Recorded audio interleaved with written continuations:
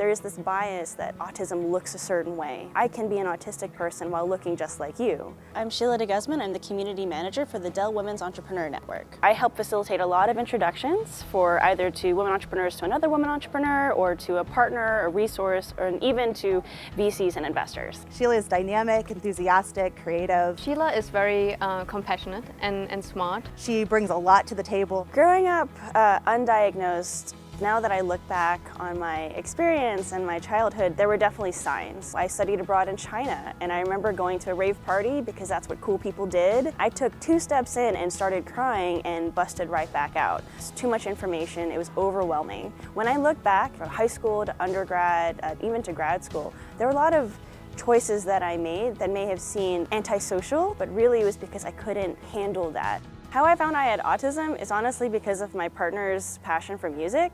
We went to a lot of concerts. He is a musician himself and has a lot of band stuff, and so that lack of routine, all of the sensory information going on was driving me crazy. We went to therapy to discuss it, and that's when the therapist said, perhaps you should look into autism.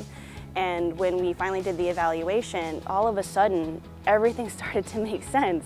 Those social interactions that I couldn't understand, it wasn't that I was dumb, it's that I'm hardwired to think of it a certain way. I was definitely scared, and even had some therapists and mental health experts say, don't talk to anyone about it, keep it to yourself. For my boss and my team, I definitely did feel safe with them in sharing this. Thankfully, I have a very patient and understanding boss. For someone who has autism, we rely a lot on observation. When we can't understand a tone, we look at your gesture, we look at your facial expression, which is a little difficult because my boss works in Ireland, and so then you rely very heavily on clarification. When you're managing a team, that everybody is different and we all work to different ways, but it's always really helpful if your team is honest with you, if there's any accommodations that they need. In Sheila's case, it's the way we work in a certain way that I know she may look at something in a different way that I look at it, because we're different and we have different communication styles. I feel like we're a big team here at Dell, and everyone has something, whether you're dealing with a mental health issue or